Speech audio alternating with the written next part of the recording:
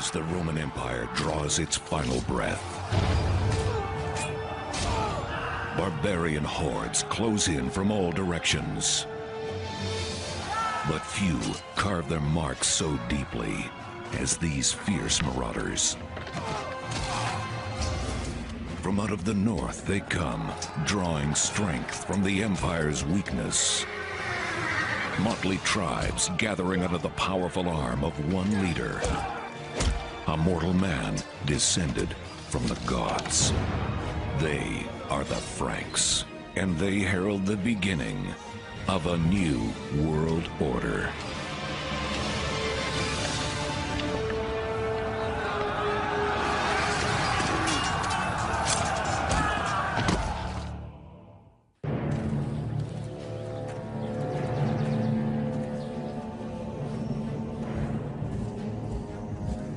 For more than a century, the Roman Empire is plagued by violent tribes infiltrating its borders.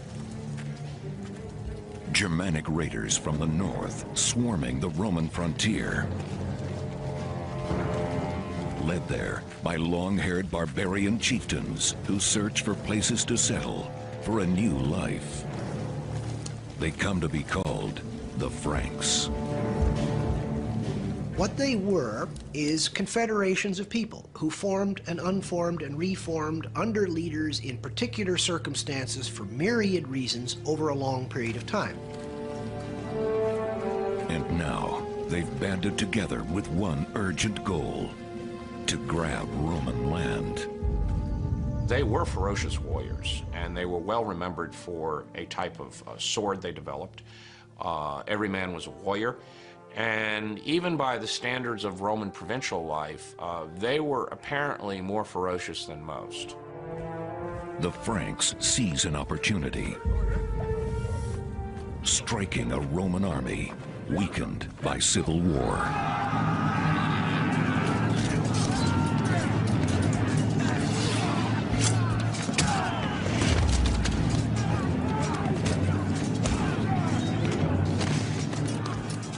The Civil War had killed so many Roman soldiers and exposed the Rhine frontier to invasion. And in 354, the Roman northern frontiers essentially collapsed.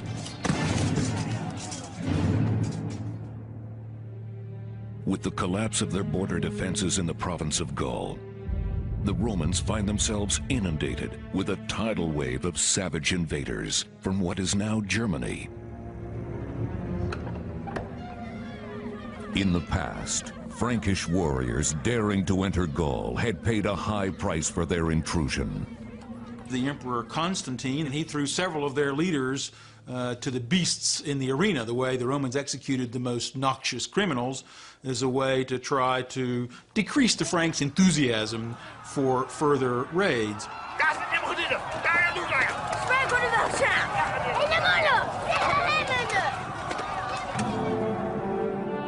But now, a weakening Rome finds use for the Franks, giving them land in Toxandria, in what is now the Netherlands and Belgium.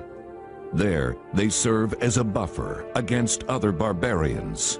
But mostly, their lives are peaceful as they settle into the Roman frontier.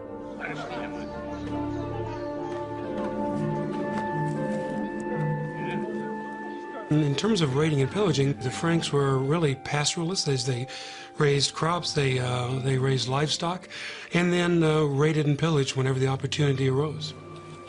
When the Franks, first appeared in the Roman Empire, it was probably easy to identify them as not being Romans. From their dress, they had long hair, they didn't bathe, so the Romans regarded them as not only noisy but also smelly. Their contact with Rome transforms them. For more than a century, they live as obedient servants, adopting a very Roman lifestyle. But they are not Romans, and there is one thing they will not compromise: their gods.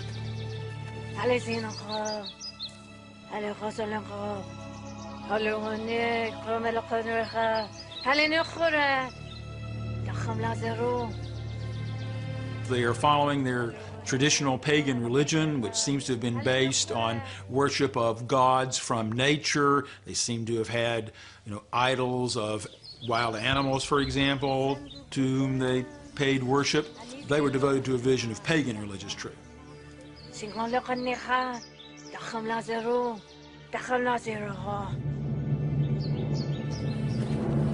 The Christians see the Franks as ignorant or misguided, ripe for conversion. But the pagan Franks see their own religion as a source of great and warlike power. The only way Germanic peoples were going to be converted to Christianity, in fact, the only way any pagan was ever converted to Christianity, is that the power of the Christian God was demonstrated.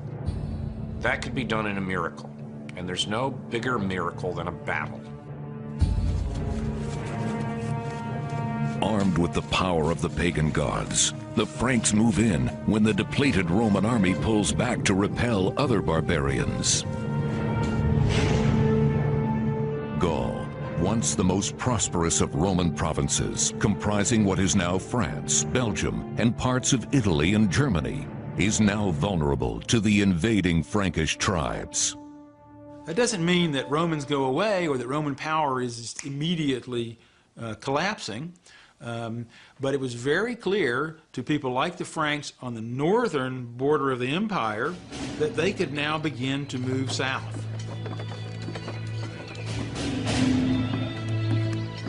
Among all the Frankish chieftains, one rises to seize the territory left by the retreating Romans. His name is Merovich.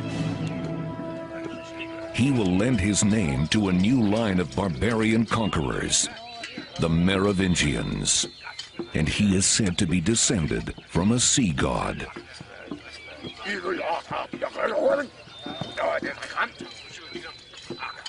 Clearly an effort was being made to grant great legitimacy to these families, to make them in some way special, different from everybody else. Other people can be rich, they can be powerful, they can be tough, they can be influential, but by golly, they don't have a god in their family tree. Merovich will lead his people against the Romans at the city of Tournai.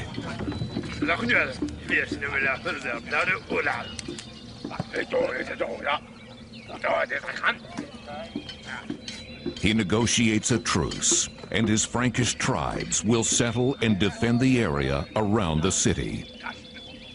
To be successful, the Franks both have to show that they're powerful, but also that they can use diplomacy to negotiate with the local centers of power here in Northern Europe. At the time of King Merovich, the Romans saw the Franks as primarily auxiliaries. At the same time, they might be an occasional opponent if they were into their raiding and pillaging mode. As Merovich wins more land, he wins greater power. Power he yearns to test.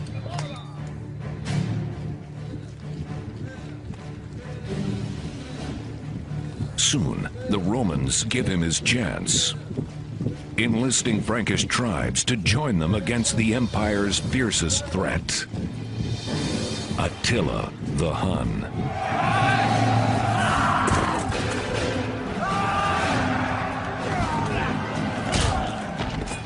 Attila has brought his army of Huns and other barbarians allied with him all the way to the middle of France. The Roman general Aetius has to cobble together his own army of barbarians to fight Attila and his barbarians because the Roman army by itself is too weak. The battle lines are drawn at Chalons, in what is now France. Merovich and his Franks enter the fray against Attila's barbarian allies. The bringing together of a coalition to face Attila was the only way that the Romans could actually defeat him.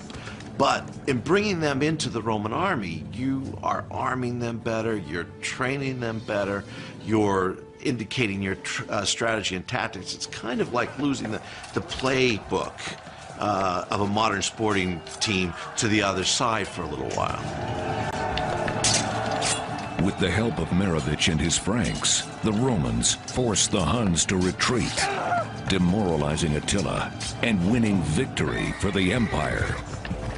The victory of the Romans' army of barbarians over Attila was supremely important because it meant that this western part of the Roman Empire was going to stay in the Roman Empire. By helping to save this piece of the empire, Merovich expects Rome's gratitude. So the Franks, like the other barbarians in that composite Roman army, were ready to be treated well by the Western Roman imperial administration, to be given lands, to be given deals to be known as allies. But Merovich will never see it. 6 years after the Battle of Chelon, the mighty chieftain dies, leaving his son, Childeric, to lead the Frankish people.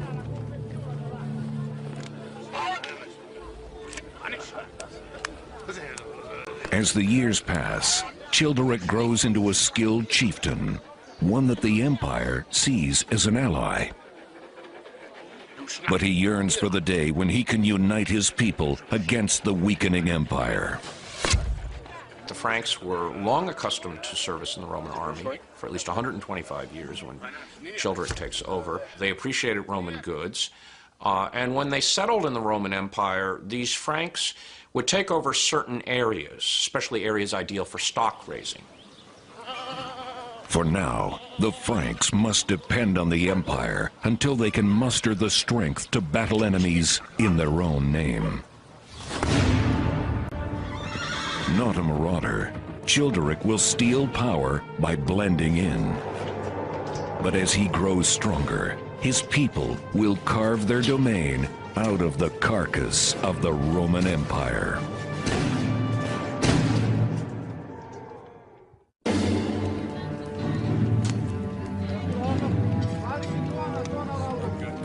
Frankish tribes have settled in and around Gaul, each with their own brutal chieftains. But one leader, Childeric, descended, they say, from a sea god, blazes his path to power by courting the Roman authorities. Roman Gaul becomes the target of barbarian hordes of Visigoths, rallying in the south. The Visigoths have actually combined, they're united. But they're united in one purpose, which is to gain as much territory for themselves as they can. And the ideal territory at this time is Gaul.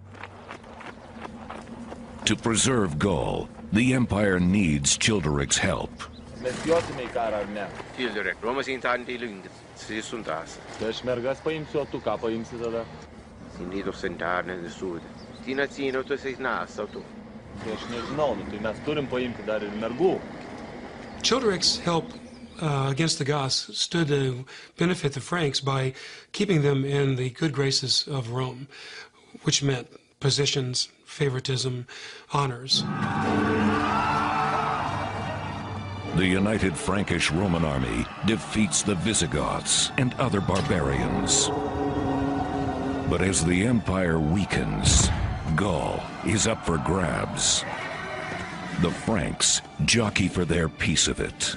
I think most Romans, if they could think about Franks at all, weren't thinking of any kind of ferocity, but rather using their military prowess and their success to perhaps shore up some sort of stability in those regions that are now left wide open to all sorts of usurpers and contenders for power.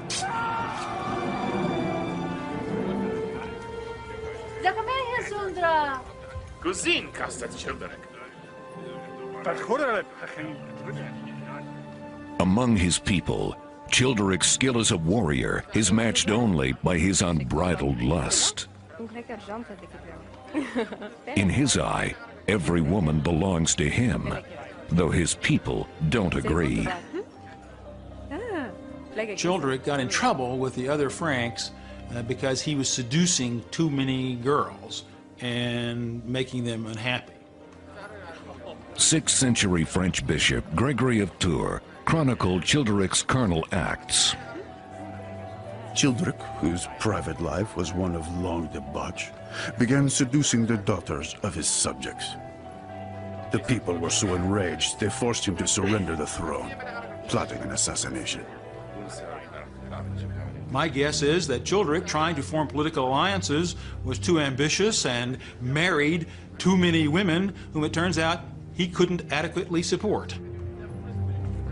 Dishonored by his misdeeds, Childeric is forced to leave the lands he fought so hard to keep. Childeric, hoping to return, gave a trusted friend half of a gold coin that he had broken apart, saying, "When it's safe for me to return because you have mended fences for me, send a messenger with that half of the gold coin. I'll match it to my half and I'll know it's a genuine message and it's safe for me to come back." Childeric, un het verden Suttenfell. Un es verdes roca. What this tells us is that Frankish kingship at the time had a great deal of support that it needed from the population. It was not a top-heavy kind of kingship. Legend has it that Childeric finds refuge to the east, in Thuringia, in modern-day Germany. 8 years pass. Without Childeric's leadership, the Franks in Gaul fall entirely under Roman rule. Their identity on the verge of being snuffed out. The price of their salvation? Half a gold coin. So then his friend sent the message, the gold coin, to Childeric, letting him know that it was time to come back. So he did return, and he was accepted back as king of the Franks. In the meantime, he had impressed the wife of the king in whose kingdom he was exiled, who followed him and said, "I'm marrying you because you're the most powerful man in the world that I can find." Guter Sache, mein Freund. Du seist nicht. The Franks, like the coin, are reunited.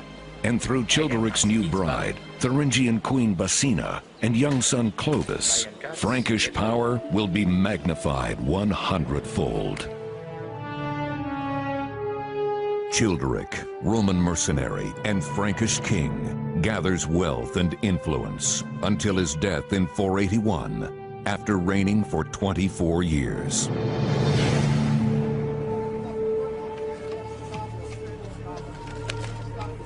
More than a millennium later, an astonishing discovery shows just how much he achieved.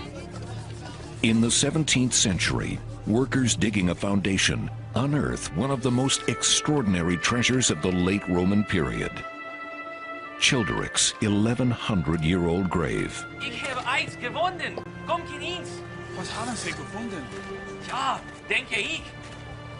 His grave was discovered, and in it was found a wealth of objects, including weapons and jewelry, hundreds of golden bees that must have decorated either his clothing or that of his horse, the bees that Napoleon put on his robes. We know that it's Childeric's grave because a signet ring was found that had written on it, in Latin, "Belongs to Childeric the king." Few of the artifacts remain. Shortly after their discovery, the priceless golden treasures are stolen from a museum and melted down. But their significance endures. There are swords, there was a horse there was the uniform of a Roman officer, and it was also right in the middle of a Roman cemetery. So this makes Childeric look extremely Roman, dressed as a Roman soldier, buried among Romans. And nearby, a ceremonial pagan horse burial. No matter how Romanized Childeric became, inside his chest beat the proud heart of a Frank. But it is Childeric's son who defines the ultimate power and independence of the Frankish people. His name is Clovis, and the brutality of a barbarian seethes through his veins, ready to boil over onto an unsuspecting and increasingly weakening Roman Empire.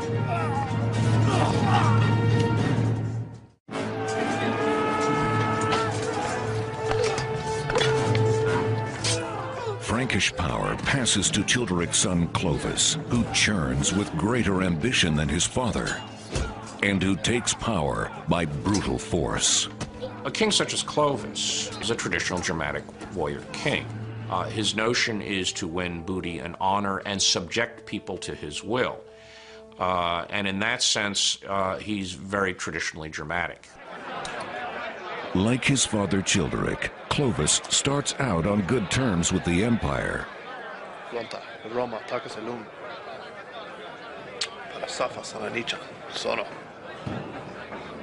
But it doesn't take him long to make his move against it.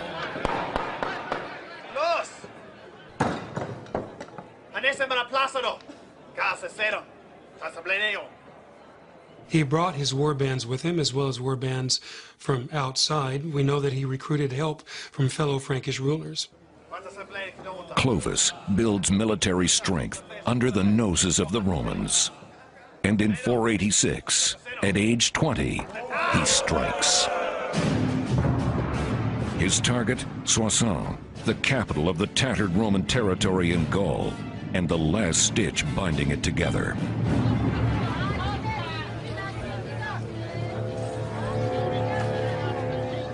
This bustling outpost of Roman rule is the domain of Syagrius, the son of Childeric's former Roman ally. He is the embodiment of Rome itself. What Syagrius represented for the Germanic peoples of Gaul was the last shred of Roman legitimacy. He is the connection to the Roman world with whom you were allied, from whom you sought titles, whose recognition you desired. There was still some magic in having the right kind of relationship with Rome. By taking Soissons, Clovis breaks the spell. The details of his victory are lost, but his triumph over Rome tips the balance of history and steers Europe on a bold new course. Clovis's conquest of northern Gaul in 486 changed the nature of Frankish rule, because now vast numbers of Romans were under Clovis's authority. And he changed his residence even to Soissons, so we're beginning to get a blending of Frank and Roman under the reign of Clovis. But Clovis has one loose end to clip. His new regime leaves no room for Syagrius. The self-important ruler of Soissons has lost his city. He has lost his home. Under Clovis, Syagrius becomes an insignificant remnant of a dead empire. And Clovis treats him accordingly.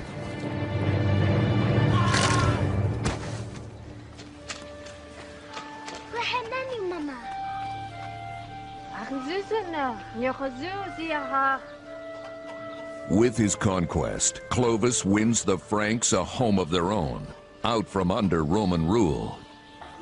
Now, it's time to gather his kinsmen together, under his own rule.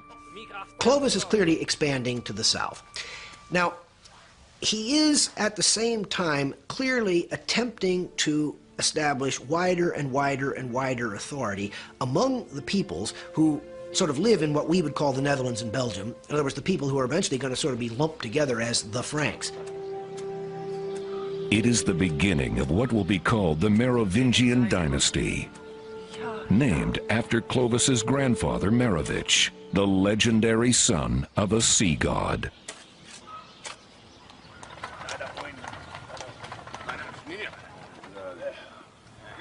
As the Frankish soldiers divvy up the spoils of war from the looted cathedrals of Soissons, Clovis extends a courtesy to a Roman bishop.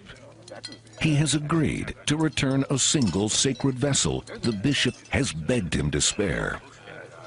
Even though Clovis didn't necessarily respect Christian property during a war, from the very beginning he was willing to negotiate with the leaders of the Christian community. He discovers that one of his men has already claimed the vessel.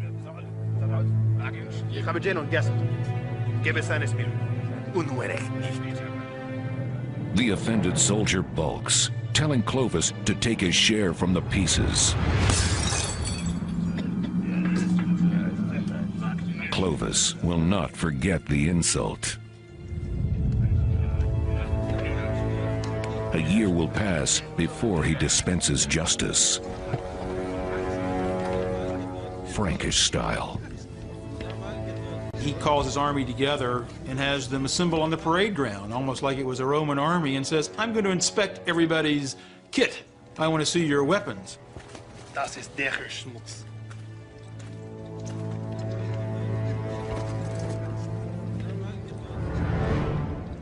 And when he goes down the line and he comes to that soldier who had smashed the bow, he says, your weapons are a disgrace.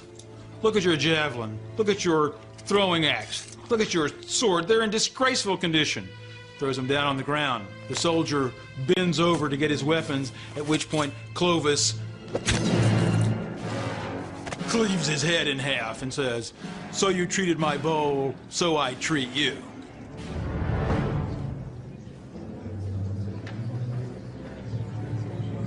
Having demonstrated his authority, Clovis continues expanding his power base beyond Gaul's borders. König Sigebert ist in der Depression gegangen. Dann sind wir überrascht. With the Romans out of the picture, Clovis plots his campaign of domination over other barbarians vying for land in Gaul. The Franks expanded rather than migrated. They did retain ties with their kinsmen across the Rhine so they could always summon reinforcements. To build his army, Clovis joins forces with his kin, Frankish chieftain Sigebert of the Rhineland, which includes modern-day Germany. Together, the Frankish tribes consolidate their land, ruling both the western and eastern sides of the Rhine River. But for Clovis, there can ultimately be only one Frankish king, himself. He bides his time. Slowly but surely, he's going to try to extend his authority over all of these people in sort of their original zone of influence, and they're continuing to expand that zone of influence. Before long, Clovis falls under another's influence. His new bride, Clotilda, an Orthodox Christian devoted to converting her pagan husband. Clovis had been exposed to Christianity all his life because, remember, he lives in a world that's a mixture of pagans and Christians. He was perfectly willing to concede that there might be other gods with power. He says, I will be open-minded about this, but I have two criteria. There are two things I look for that your God will have to show. One, your God will have to help me to a victory when I'm in dire need. And secondly, your God will have to demonstrate his power by a miracle. Soon enough, Clovis will witness the power of Clotilda's Christian God. The Franks face the Alemanni, formidable barbarians pressing in from the east.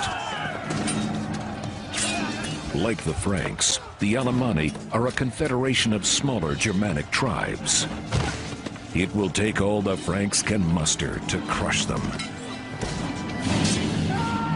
Clovis leads his men from one flank, and Sigebert brings his troops from another. But their efforts are wasted.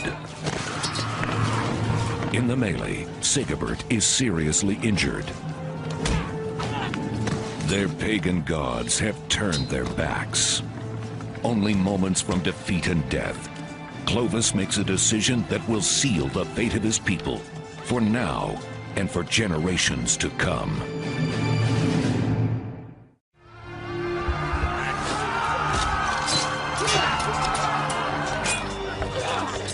Clovis and Sigebert pit their Frankish forces against the savage Alemanni. Sigebert is injured. All strategy has failed. With no options left, Clovis invokes his wife's Christian God, praying for victory. So in a moment of desperation, he prayed to his wife's God to see if this would help. So it was a conditional kind of a prayer. Give me this battle. If the victory comes, this proves that you have power, and I will follow you.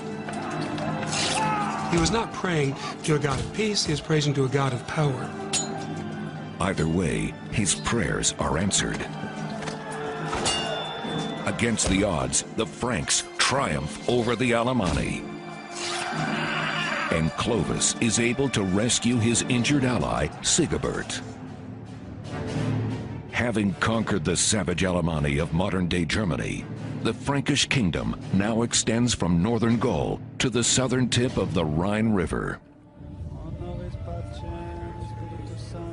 But Clovis's miraculous success in battle brings about an even greater change in his own people. Clovis calls a meeting of the Franks, and before Clovis can open his mouth to address the multitude, there's a spontaneous yell from the crowd, "We want to convert. We believe in the Christian God." The story goes that on that day, 3,000 Franks converted to Christianity. According to legend, by the 6th century, the Franks under Clovis become the first Catholic barbarians. In nomine Patri et Filii et Spiritus Sancti. By becoming Catholics, the Franks have bridged the gap between barbarian and Roman. God and the Empire are on their side. In southern Gaul, the Visigoths sense the danger in this. Visigoth King Alaric longs to control Gaul, but now sees his chances slipping away. He journeys north to Amboise to meet with Clovis.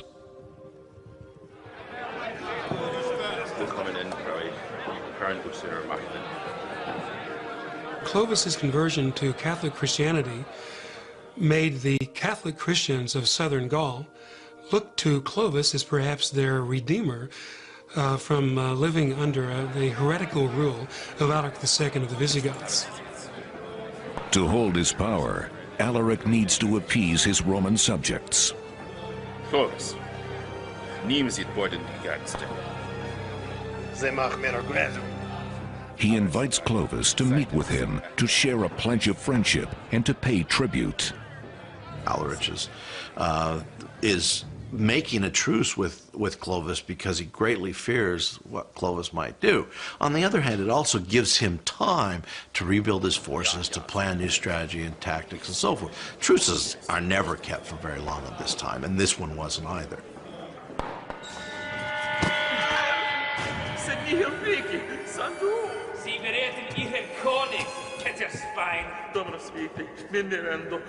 The treaty is broken almost as soon as it is made, when Alaric's men persecute a Catholic clergyman.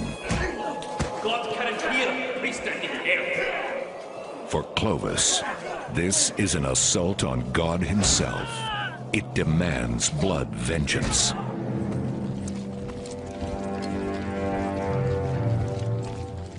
To crush the Visigoths, Clovis again enlists the support of his old ally, Sigebert, as well as Sigebert's son, Cloderic, and other tribal chieftains. There was very Frankish interest to stop the Visigoths in Gaul in general, as they really were a threat to any expansion by any Frankish leaders. The mighty forces converge in a full-scale attack. The combat is bloody and brutal, reports 6th century French bishop Gregory of Tours. Some of the soldiers hurled javelins from afar. Others fought hand to hand. The Goths fled, but as they did, two of them rushed out of the confusion and struck the Frankish king with their spears. His leather armor saved him. Well, the warfare at the time of the Franks, at the time of Clovis, was certainly an up-close and personal kind of encounter. This was with sword and with spear, and with knife. So it was obviously extremely brutal. In an epic moment, Clovis finds himself in hand-to-hand combat with Alaric himself. This is more than a clash of barbarians. It is a battle for the fate of Gaul and the future of Western Europe. Alaric is vanquished. The victorious Franks conquer Alaric's territory, pushing the Visigoths back toward the southern coast of Gaul.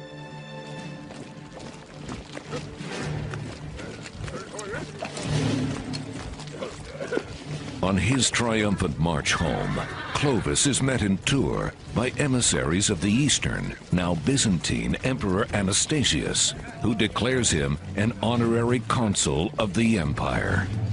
By making Clovis a consul in 508, the Romans ensured Clovis as a loyal ally of the empire, but it's also something that gave Clovis tremendous amount of prestige. He immediately dresses himself in purple, parades himself through the town of Tours, so very much portraying himself as a Roman emperor.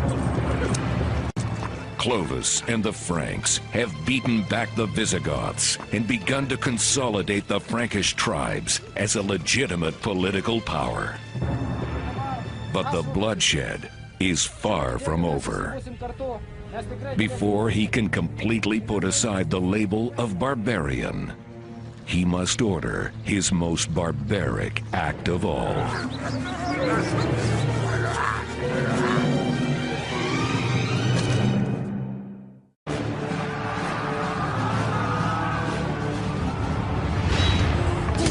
Against the Visigoths and other barbarians, Clovis, king of the Franks, has proven the power of the united Frankish tribes.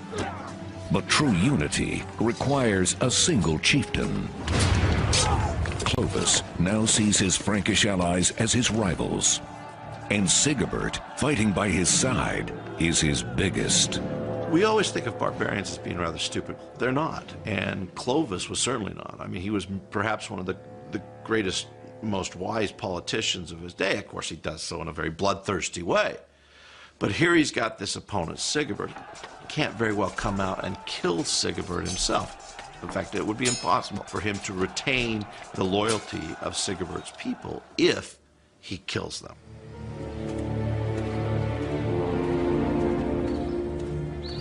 Instead, Clovis schemes to enlist Sigebert's own son, Cloderic, for the bloody task. So Clovis appeals to Sigebert's son, to his greed, to his vanity. He said, "You're an old man. Why don't you take him out," to use the vernacular. "All that power, all that riches can be yours." If Cloderic succeeds, Clovis promises to throw his support behind him. And Cloderic, eager to be king, takes the bait.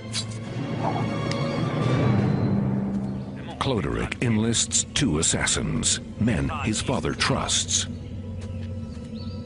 We are treffen die anderen.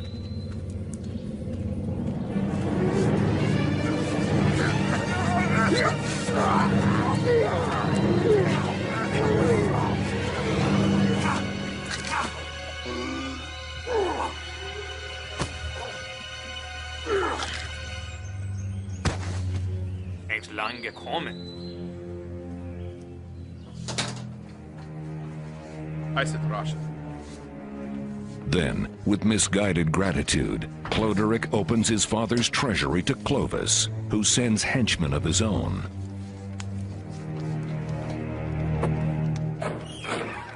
Clovis's men, his agents on the spot, then turned to the treasury of Sigebert in a chest and told Sigebert's son, "How much gold is there in that box anyway?" The son put his hands down into the chest to see how deep it went. Clovis's agents then slammed the lid closed on the son's arms, and then they killed him.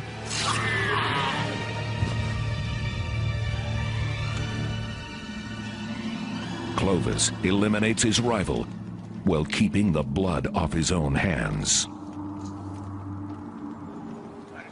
Jūsų vadas mirė. Ir dabar aš rūpinsiuosi jumis. Žinokit, kad jeigu mes būsim visi kartu, mes tikrai laimėsim. Clovis denounces the treachery of Sigebert's son and offers to take the leaderless tribe under his benevolent rule, joining them with his own people.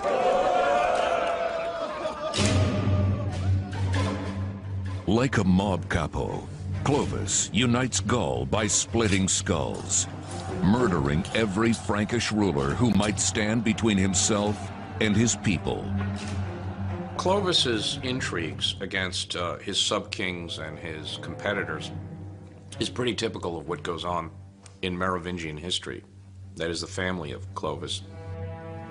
Clovis gains his position over the various Frankish tribes by his duplicity, by his bravery. He cuts a swath of violence from Brittany to Cologne and from Belgium down to the Pyrenees, making them his own and making Paris his capital, right in the center of Gaul. Clovis had unified his kingdom by bringing in other Franks, and he forged a nation. He forged an identity for the Franks.